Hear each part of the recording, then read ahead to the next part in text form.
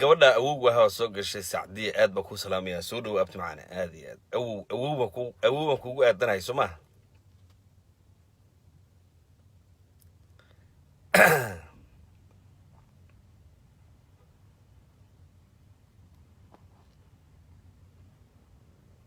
السلام عليكم ورحمة الله وبركاته soo dhawaada meel walba tadida kaga sugan tihiin waa waaskii duqbalo wahaa kablo faarax walaalkiis macuu ka yaraa bashir balla matanaan xasan guri saaxiibkiis qarasho dariskiis ku noolaa rawna garsay ku saaha jaaba ka jaalagti macal shuuriye badaaweyn shanta baqabqoray aad baan idin salaamayaa sheer gareeya bobsiya waqti yar baan hayaa waan idinka dabageenayaa way arag ninka dhahan adigu ma qof dumar baata magac rageed oo wata maxaa ninkan timihiisi bidartiisi sankiisi maxaa ku gaaday alla ni ogaaday ka qaarkood dhaqan xumaan wariya waxaan ka hadlay dhageyso nijaas ba tahay aad bad nijaas u tahay waxaan ka hadlay dhageyso iska daa timahan iyo magaraysa laan dheernimada saddex lugood oo duqbulo ku taagay lugta ku dhigin magaraysa waa ku arkay way arag dhowr mar ba ku arkado waxyar qaab daran qori moogta soo dhawaada ma sha Allah awu macaan soo dhaw awu macaan aad ba ku salaamaya gabdhahan aad u ixtiraamay social media kamid tahay noolow inta nolol jirtaadiyaan waa idin salaamaya soo dhawaada waaska duqbulo wahaa waqti badan ma hayo kaba gaaro waxaan rabaa inaan idinka dabageeyo xaaladdu sida ay tahay iyo meesha ay wax marayaan inaad ogaataan baan rabaa insha Allah maalmihii la soo dhaafay shalay baan soo galay daraadii waa idinka maqnaaytii ka horeysay waxaan raadinayay xog iyo macluumaad iyo xaqiiqda dhabta ee jirtaan raadinayay ma sha Allah shalayna waxa weeye wadna xanuun baan ku riday waa daawanaysay baan u maleynayaa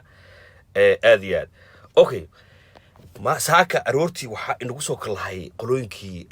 Buuqland Finland magaraysa aad iyo aad qolooyinkii Puntland markaan leeyahay shacabka reer Puntland oo dhan waa dad wadaniyiin waa dad dadka jecel waa dad magaraysa taariikh ku leh deegaankan Soomaaliyeed ama dhulka Soomaaliyeed taariikh ku leh ma aha waxaan ka hadlayna waxa weeye waa governorka ama gudoomiyaha gobolka Garowe iyo dadka taageersan ayaan ka hadlaynaa aad iyo aad nabadiidka ah inay dalkii uu burburiyo uu rabo iyo inuu magaraysa ummadii Soomaaliyeed foodo geliyo kuwaas ka hadlaynaa ma aha boqortooyada iyo magaraysa dhaqanka kama hadlayno waxaa dhacday saaka aroortii arig waan hurday idinku waa soo jeedeen Soomaaliyeed waa soo jeedeen waqti fiican u maraysa marna dani baa diyaarad raacay dani yogurt baa diyaarad raacay yey suuqa la soo galay markaan soo kacay xogtii ya wixii dhina u soo kacayna waxaan soo qoron xaqiijiyay in diyaaradii dani waday ay kici weysay diyaaradii dani weysay kici okay foodadan iyo buuqan socdo yaa waxay idinka dabageenay Axmed Madoobe madaxweyne ma ah dawladda Soomaaliya ma aqoonsano beesha caalamkana ma aqoonsano Axmed Madoobe waa kaar ay isticmaalayso dawladda Kenya oo ay rabto badda Soomaaliya ku qaato wadaniyiinta Soomaaliyeed iyo dadka aqli u saaxiibka iyo dadka siyaasadda Soomaaliya daraaseeyo oo dhanna waa dareesayeen inta maanta u ordeyso Axmed Madoobe iyo waxa uu wato iyo qaab darrada uu magaraysaa Soomaaliya ku dadka u ordayo waa intii magaraysaa warlordka ahaan jirtay waa intii siyaasadda Soomaaliya ku soo fashilantay waa intii ummadan Soomaaliyeed weligeed iyo Allah ragaadin jirtay okay dalka nidaam ka jiro nidaamka inuu hirgalo iyo inay foodo socoto wax u dhaxay male ama nidaamka federaalka ee dastuurka Soomaaliyeed ee lagu heshiiyay yaa hirgali oo dawladnimada hirgalayso oo dawlad sharaf leh oo awood leh oo magaraysa qiimo leh oo caalamkan uu ixtiraamo yaa ka dharanaysa Soomaaliya ama waxa soconayso fowdada Axmed Madoobe iyo Shariif Sakiin iyo Xasan Sheekh Maxamuud iyo Sheekh Shariif ay wadaan ayaa soconayso oo fowday noqon oo qabiil walba dawladda inuu ka awood badan yahay yu iska dhaadhicin doona insha Allah laakiin hadii dawladda Soomaaliya ay guuleysato oo dawladda Soomaaliya nidaamka iyo dastuurka ay meel mariso oo dhaqankii Soomaaliyeed lagu heshiiyay uu meel maro waxaanu noqonaynaa muwaadiniin Soomaaliyeed waxaanu noqonaynaa Soomaalidii la yaqaanay waxaanu noqonaynaa Soomaalidii caalamka sharafta ku lahaan jirtay ayaan noqonaynaa ma sha Allah shalayto waa soo galay warbixin baan idin siiyay oo confidential ma sha Allah wadnihii baa rag wada gariiray magaraysaa dadkii nimankii ayaga ahaa waxa isku dhaxyaac badan baa ayaa magaraysaa waana xaqiiqda weyn waxaan idinku yiri diyaaradii ku soo xadgudubtay awada Soomaaliya waa tooy waxayna dhex taallaa magaalada Kismaayo ma duuli karto ma garanaysaa waxaa hadda lagu dhagan yahay oo aad iyo aad loogu dhagan yahay oo maqli doontaan hadalkaygana waana confidential weeye sir badan nadiisin ma diyaaradda la yiraahdo shirkadda la yiraahdo Juba Airways hadalkayga shirkadda la yiraahdo Juba Airways maxaa meesha ka soo doonto baloog ku qabo kan nacala wasaq saga tag meesha baloog qabanaya fiir shirkadda la yiraahdo Juba Airways shirkadda la yiraahdo u kala goosto ama ka dhex shaqeysto Soomaaliya iyo Kenya ama Soomaaliya ka dhex shaqeyso shirkadaasi hadda waxa weeye way dhawaaqi doontaa wad maqli doontaan laakiin xaqiiqdu waxa ay tahay waxa weeye there is no way gaarigan aan wada registration buu leeyahay registration kiisa dawlad baa heshiis magaca company-ga aan ku shaqeysanayo dawladdu ka register garisay there is no way gaari taraa kale intuu registration kaga qaato kuma meel mari karo qoladii dawladda iyo qoladii authority-gi wixii dhow magaraysaa waa la weydiinaa how I get this authority magaraysaa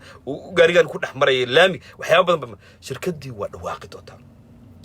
shirkadii waxa weeye excuse-keeda waa farabatay way kala hadlaysaa laakiin xaqiiqdu waxa ay tahay waxa weeye in meeshan lagu soo xadgudbay qarnimadii ummadda Soomaaliya lagu soo xadgudbay in meeshan uu qalad weyn jiro waxay dhuuso moodayeen oo ciyaar moodayeen yaa wuxuu ku noqday international crisis xarb ku noqday adduunyadii sidaan idin sheegay waxa weeye waa dhawaaqaysa waxa hadda miiska saaran oo ayadana confidential idinka daba geenaya adduunka wadamada reer galbeedka sida ma garanaysaa America ama Europeanka waxay aaminsanayeen wadamada Afrika ama wadamada Carabtu inay yihiin wadamo la jiro wadamada reer galbeedka la jiro si isku wada jirna ay ula dagaalamayaan argagixisada okay hadda maxaa meesha yaalo oo la suggest waxa la lacala waxay dhici karo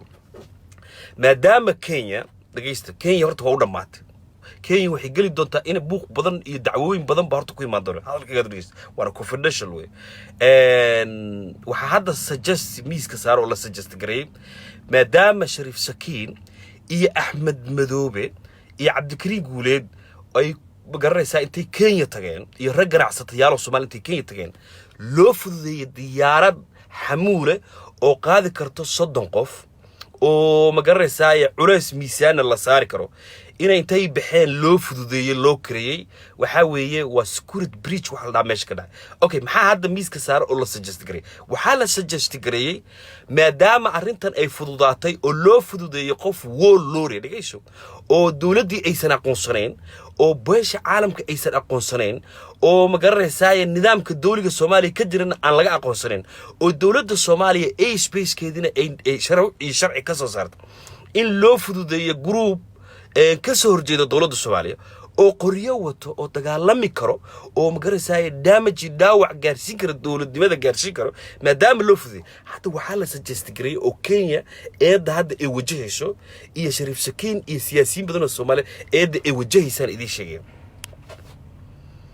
al-shabaab iyo al-qaacida waxay sameyn karaan baa la yiri dhageysta al-qaacida iyo al-shabaab iyo ISIS waxay sameyn karaan maadaama wada cusub oo aysan niyadoodii qalbigooda ku jirin ay hadda subax al-shabaab iyo al-qaacida waxay sameyn karaan inay Cabdikariin Guuleed ama Sheekh Sharif Sakiin ama Xasan Sheekh Maxamuud oo madaxweynaha hore ee Soomaaliya ama siyaasi kale oo Soomaaliya al-shabaab intay u tagto guryahooda tagto oo caruurtooda soo afduubtaan dhageysta oo caruurtooda soo afduubtaan oo ay ma garanaysaa hostage ahaan u soo qaataan oo ay meel ku xirtaan in Xasan Sheekh Maxamuud ama Cabdikariin Guuleed la yiraahdo kaalay caruurtaada iyo reerkaaga iyo guryahaaga waan dilaynaa waan qoortaan u dheereynaa waan qowracaynaa haddii kale orod bax lacagtan qaad noo soo kiree diyaarad noo soo kiree dhageysta haddii kale caruurtaada waan dilaynaa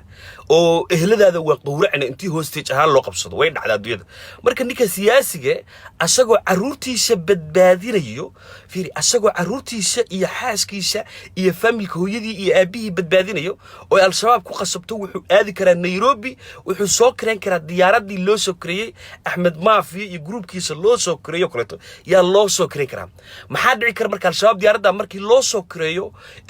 ninkan hostage caruurtiisa loo soo kireeyo iyo diyaaradda al-shabaab waxay ka buuxin kartaa miinooyin qarax iyo magaraysa waxyaabaha qarxo dhan bay diyaaradda ka buuxin kartaa waxay sameyn kartaa markaa waxay ku qarxin kartaa meelaha ay rabto ee muhiimka iyo ku qarxin kartaa waxaa dhacay adduunweynaha waxa ka dhacay security breach baa dhacay marka ayagu waxay islahaayeen Axmed Madoobe iyo groupkiisa lagu yara xumeeyo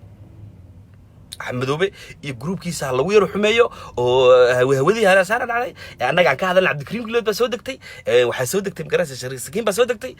axmedobe diyaarad baa soo degatay Kismaayo diyaarad baa ka soo degatay waxyaabo noocaas inaan anaga ku mashquulno oo anaga aan ku wareegno oo anaga magaraysa nicniic iyo qiyaal ku jiro adduunkii weynihii baa qaylinaya oo security breach baa dhacay waa suggestiga hadda yaal way maadaama raggan ayagoon la afduubin caruurtoodii maadaama ayagoon xaalad crisis aysan jirin maadaama ayaga oo qalbigooda iyo aqligooda uu fiyow yahay intay baxeen ay tageen Nairobi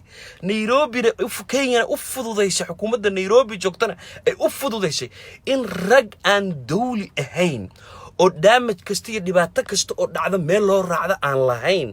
inay tageen Nairobi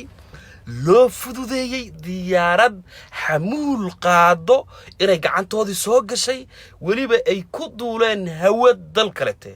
oo waliba hawada dalkaana shuruuc iyo sharci ay ka taalo oo la yiri diyaarad kasta oo soo galaysa dalka Soomaaliya waa inay soo martaa magaalada Muqdisho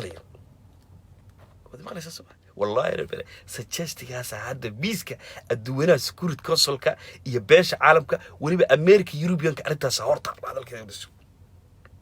hadiiba ay dhacday raggan ayaga oo aan la hostage loo haysan oo xaalad kale crisis aysan jirin dhibaato kalena aysan jirin inay intay baxeen Nairobi tageen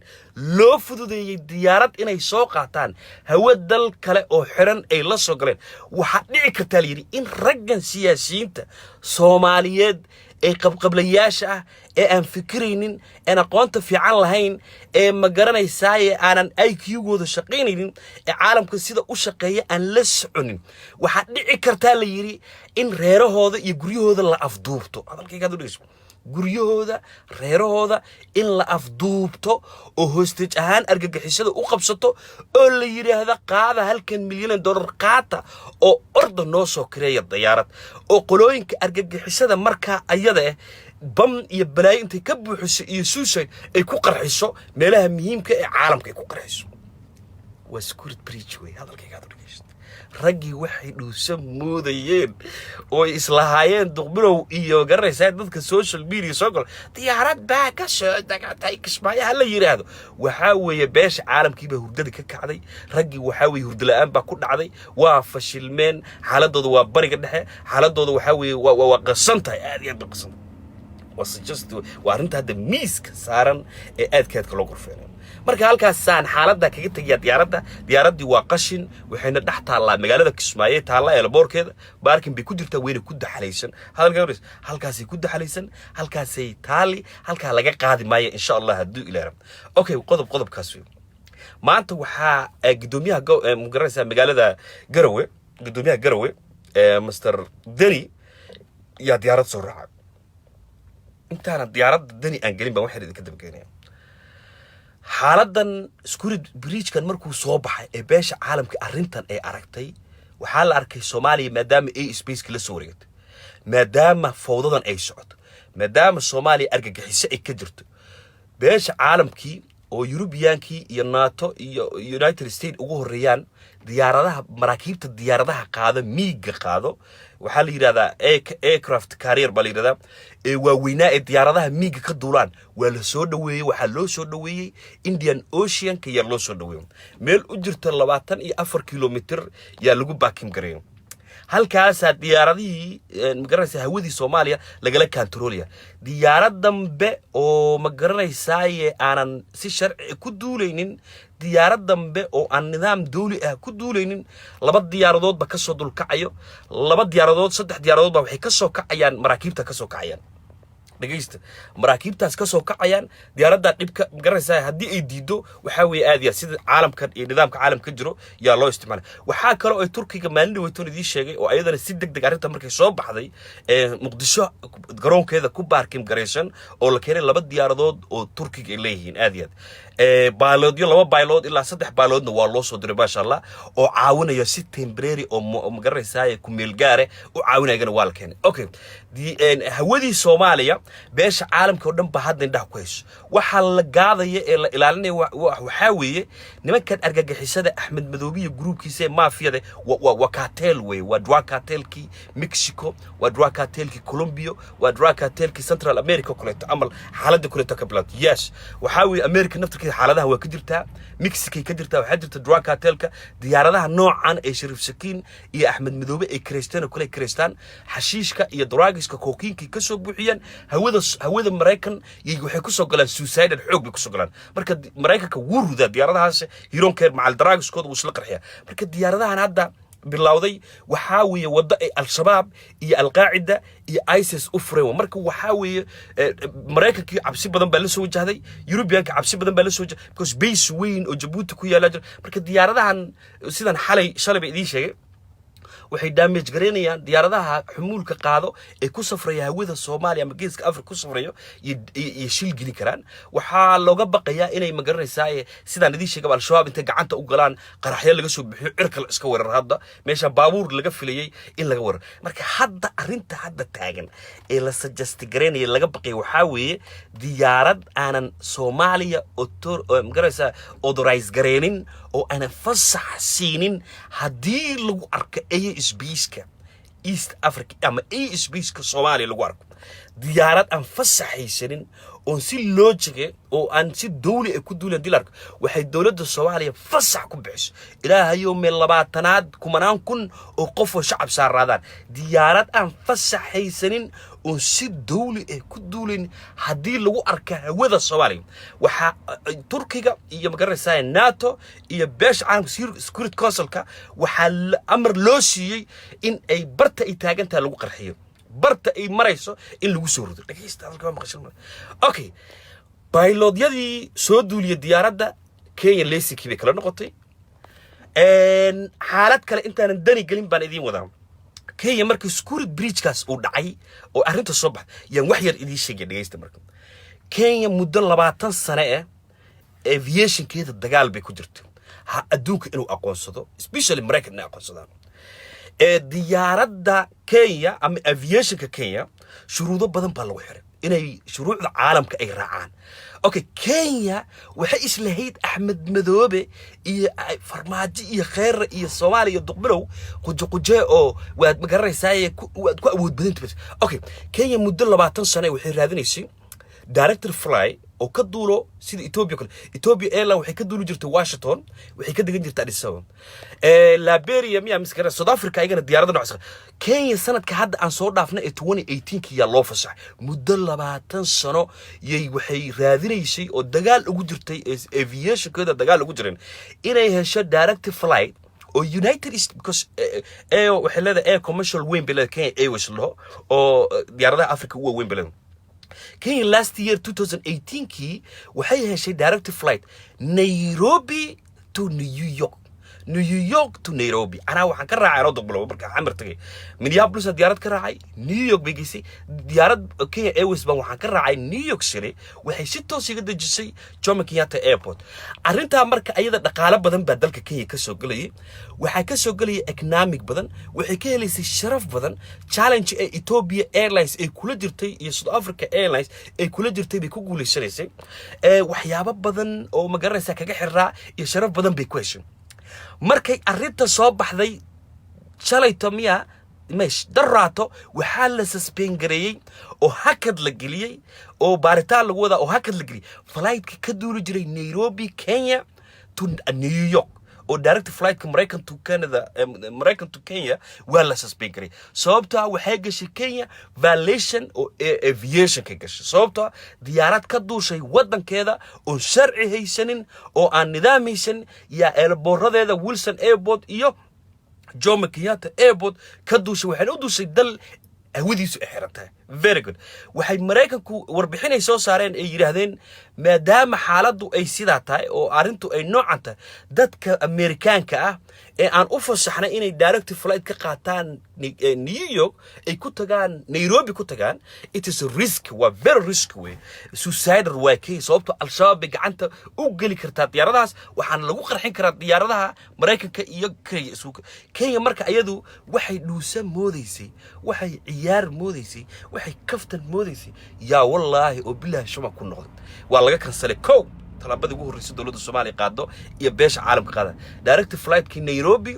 to New York ee Mareykanka ka bixi jiray waa la kansalay. waxaa kaloo ayadana hadda ku soo xigo oo maalimaha soo socdo ayagana hakad gali doono diyaaradii u kala gooshi jiray Nairobi to Europe, Amsterdam ama Heathrow Airport ee London u kala gooshi jiray ayagana suspend baa ku soo socdo. howsha way socotaa sababtoo waxay ku xadgudubtay Kenya oo si toos ugu xadgudubtay hawada Soomaaliya iyo safartiga Soomaaliya iyo si toos ugu xadgudubtay halka dhig marka maanta marka waxa dhacday halka waa Kenya xaaladaha dhacay ma sha Allah waa confidential way dadka la u sii sheegina waxa way waa si secret band ku sheegaadeen. waxa dhacday ninkii Deni gudoomiyaha gobolka gudoomiyaha magaalada Garowe magaranaysaa Puntland yaa wuxuu dhahay waxaan u duulayaa Kismaayo. diyaarad bay raaceen Boosaasaa la tagay Balaayaa la tagay Kana la tagay ma duuli karaan. diyaarad aanan fasax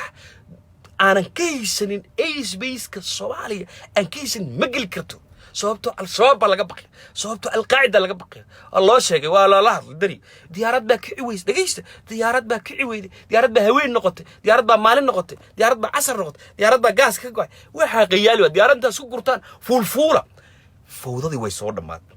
isdabayaaci wuu soo dhamaatay ama qabiil baa shaqayn ama dawlad baa shaqayn. haday dawladda shaqayn weys waa lagu kala dhaqaaqi Soomaaliya ama dawladda inoo shaqayno dawlad power loo awood leh oo hawadanada kantaroosho oo power kana magaraysaa border kana kantaroosho oo shuruucdeeda loo hoggaansamo yaa imaanayso ama fowdada warlord ka soo soconay. marka haddaanu nahay muwaadiniinta Soomaaliyeed haddaanu nahay shacabka Soomaaliyeed annagu waxaan matalo annagu magaraysaa si dastuuri oo mandate noo matalo waa madaxweyne Maxamed Abdullahi Farmaajo iyo ra'iisul wasaare Xasan Al-Khayr annaga matalo labadaas madaxweyneyaal iyo ra'iisul wasaareyaal noo gudoomiye gobolayaasha meelaha warwareegay wax badan annaga magaraysaa noo soo kordhin maayaan. okay waxa dhacday Deni saaka diyaar aroortii markay ahayd yaa diyaarad la isku guray diyaarad bay iska buuxiyeen macalkii magaraysaa afyeenkii madaxtooyada saaxiibka Dabrani balaayo oo dhan diyaaradii baa la isku guray. waxaa la yiri waa la doolay ma baabuur hoomay baa saaratid baabuur caasi miyaa saaratid warigii waa qoslay diyaaradii baa la guray. haddaan doolayna haddaan u soconaa Kismaayo haddaan baxayna haddaan dhaqaaqayna hadday diyaaradda doolaysa haddaan la baxaya haddaan la dhaqaaqaya haddaan la diyaaradii baa lagu guray maraa la soo degan maraa la fuulay. you know why 24 kilometer ya maraakiibta ee kariirka loo yaqaan diyaaradaha qaado ya 24 mile 24 kilometer meel u dirto Soomaaliya xeebteed ya la soo istaajiyay. waxaana fasaxsiiyay dawladda Soomaaliya ayaa fasaxsiisay. waxaa kale oo Muqdisho ku sugan laba diyaaradood oo dawladda Turkiga leedahay oo si mucaawine oo temporary ula shaqeynaya dawladda Soomaaliya ula shaqeynaya. markay fuuleen damceen ignore gareeyaan switch gareeyaan magaraysaa baalkoo switch gareeyaan ayagoo suusaar waa loo sheegay. waxaa lagu yiri if you turn off the diyaaradan systemkeeda iyo GPS-keeda iyo radarkeeda haddaad damisaan oon idinku aragna hawada Soomaaliya aan dareeno raadar qabanay jira adduunku hormaray si kasto diyaaradda loo damiyo oo radarkeeda loo damiyo oo magaraysaa waxa lagu la xiriiro dhantaan of looga dhigo oo damcaan inay suusaadar sameeyaan oo magaraysaa Kismaayo ku imaadaan. waxa weeye Mareykan iyo European iyo Turki waxay hayaan qalab sheegayo diyaarad unknown ay leedahay numberkii ma sheegayso laakiin unknown leedahay. unknownkaasi waxa wato waa al-shabaab unknownkaasi waxa wato waa al-qaacida unknownka diyaaradda duulayso waxa wato waa ISIS oo rabto inay qarxiso oo isku qarxiso suusaar sameeyso bambaasa inteena bamka diyaaradda dadka lagu dilin oo shacab badan aysan garaafanin oo magaraysaa damage badan aysan gaarsiinin waa la qarxinaya bartay joogta lagu qarxinaya. Deni waa loo sheegay diyaaradii bay isku gureen way fuulay. waxa lagu yiri fasax dawladda Soomaaliya miyaad ka haysataan gaasire dawladda Soomaaliya fasax uga baahan. waxa lagu yiri dalka Soomaaliya dawlad baa ka jirto